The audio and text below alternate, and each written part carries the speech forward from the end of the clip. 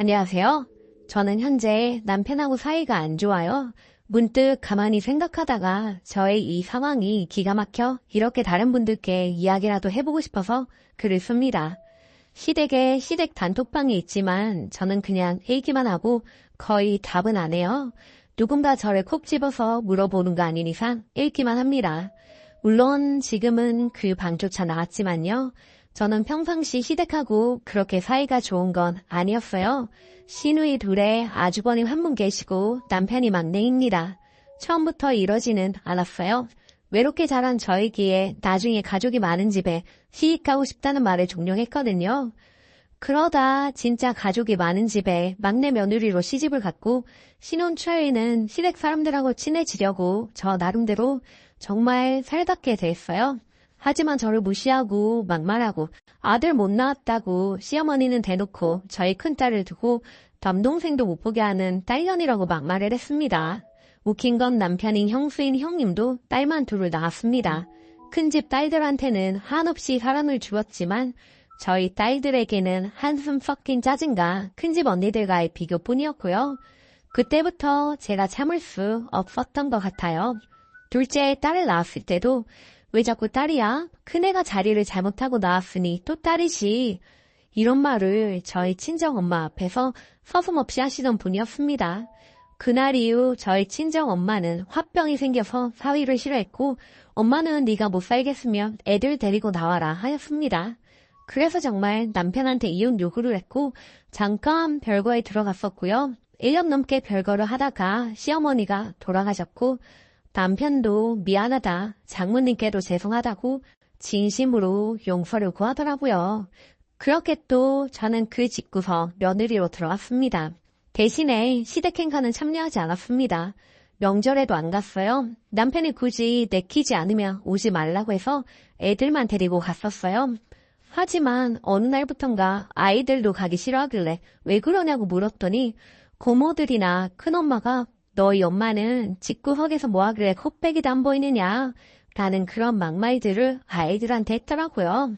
그걸 알고는 그 이후로 아이들도 안 보냈습니다. 그렇게 시간이 흘렀고 저도 어느 정도 시댁에 대한 미움이 사그라졌을 때 대뜸 큰 시누이가 단톡방에 저를 초대하더라고요. 뭐 나쁠 건 없다 싶었고 도대체 무슨 말들을 하나 궁금도 했습니다.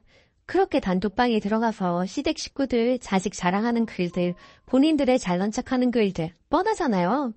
그러다 한 달 전이었어요. 2월이 설날이잖아요.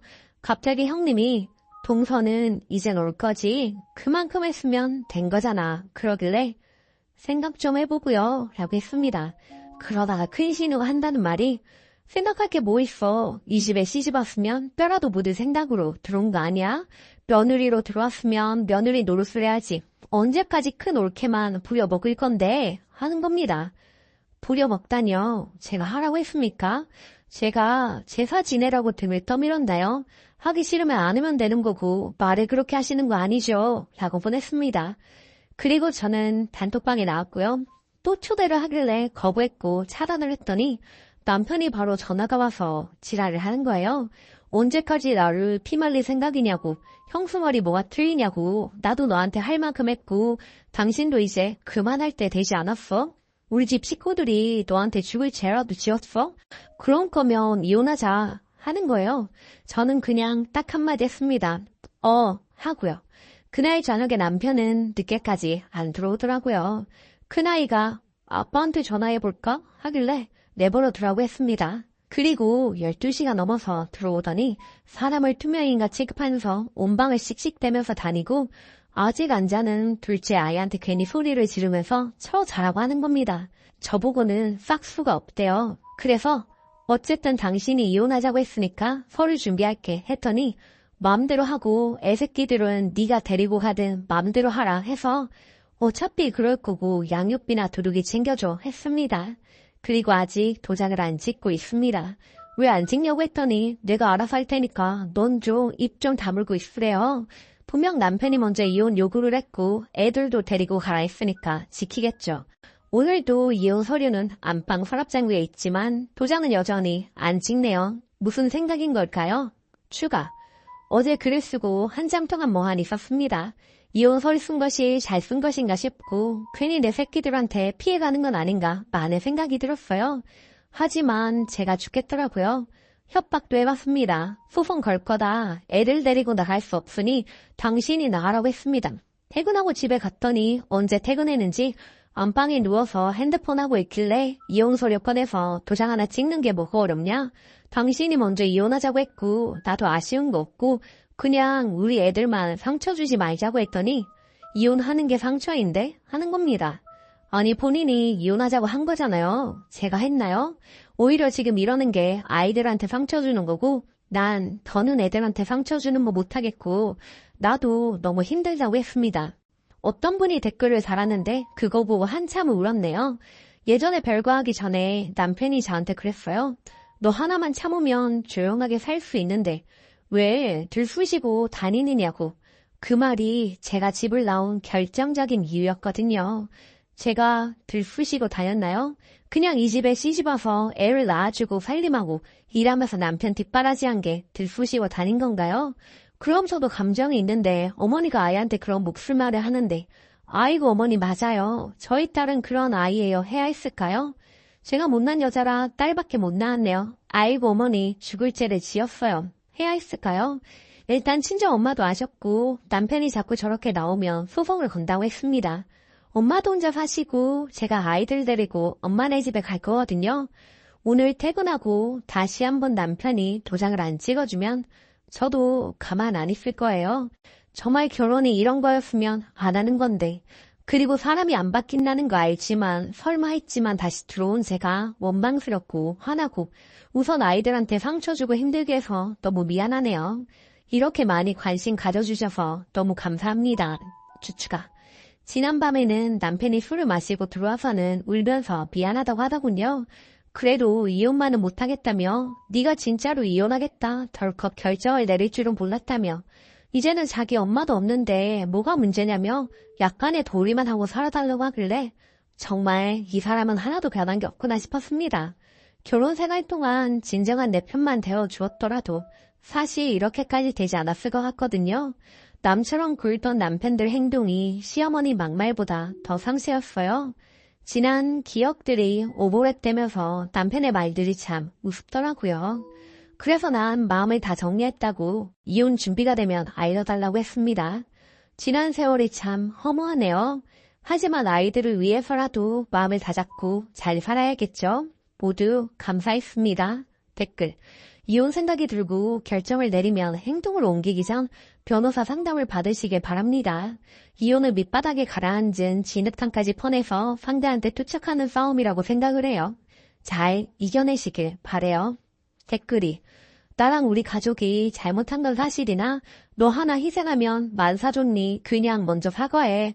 그 남편의 뜻으로 보입니다. 남편의 속내는 이혼할 의사는 없고 이혼한다 소리를 치면 부인이 찍 소리 못하고 구분구분 말 잘 들을 것이라 생각해서 그래요. 단톡방인지 읽지도 말고 답장도 하지 말았어야 했는데 시댁 식구들 진짜 개념이 없네요. 두 번째 사연.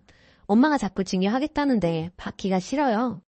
안녕하세요. 제목을 보고 배부른 소리 한다고 하실 것 같아 자세한 상황을 적어봅니다.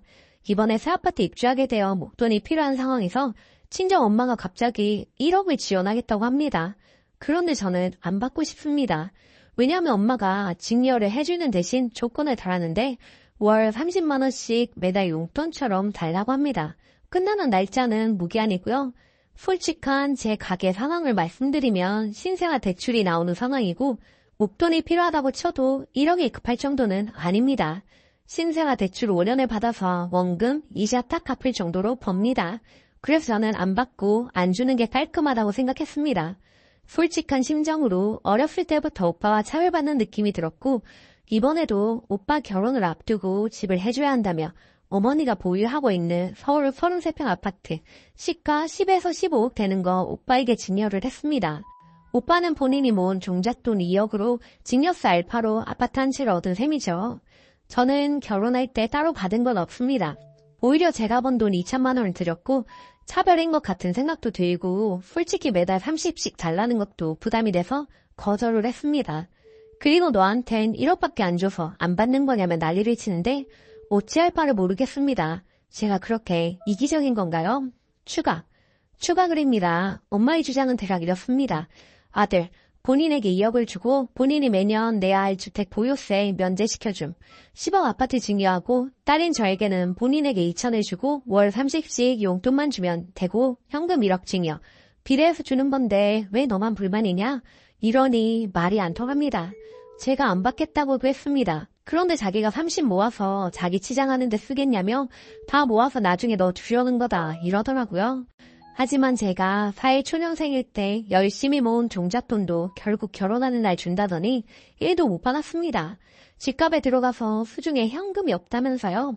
그냥 안 주고 안 받는 게 깔끔하다고 생각을 해서 엄마와는 더는 돈거래하기 싫다 딱 잘라 말했는데 넌 나를 요양원에 보낼 생각으로 가득하지 이러면서 윽박질러서 지금 대화가 더는 이어지지 않고 있습니다.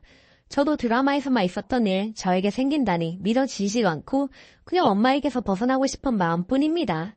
이런 신호가 몇 번이나 있었지만 보람미하다고 말을 못했습니다. 이제 이기적이라고 해도 좋으니 저도 제 의견 말해보겠습니다. 조언 감사합니다. 추가. 어제 제 생각을 담은 장문의 카톡 한 통을 보냈습니다.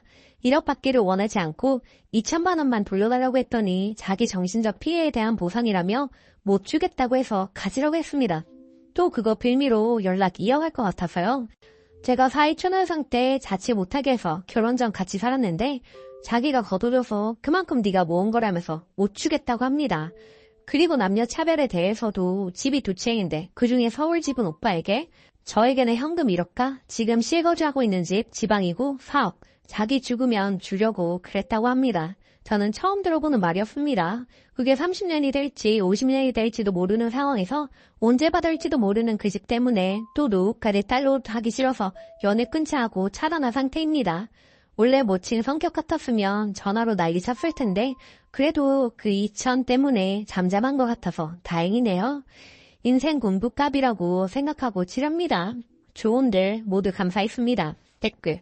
이기적이 아니라 그에 따르는 대가가 무섭다고 하세요. 저는 제 모친이 재산은 아들에게 다 물려주시고 제게는 몇 천만 원 주시겠다기에 안 받고 있는 데다 동생이 모친을 제 가까이 계시게 할 심산이기에 그냥 영 끊었습니다.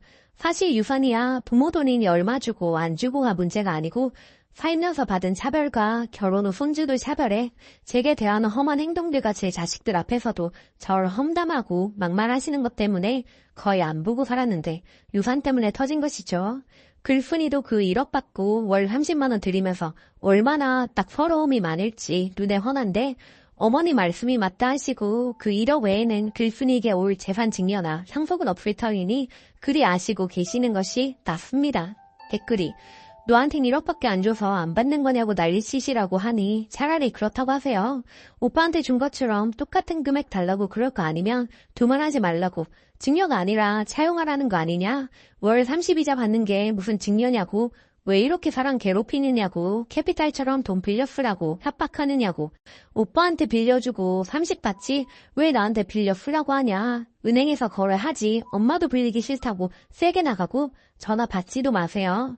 유년 시절에도 차별받고 지금까지 마음고생시키다니 친정엄마가 좀 너무하네요. 오늘 제가 준비한 사연은 여기까지입니다.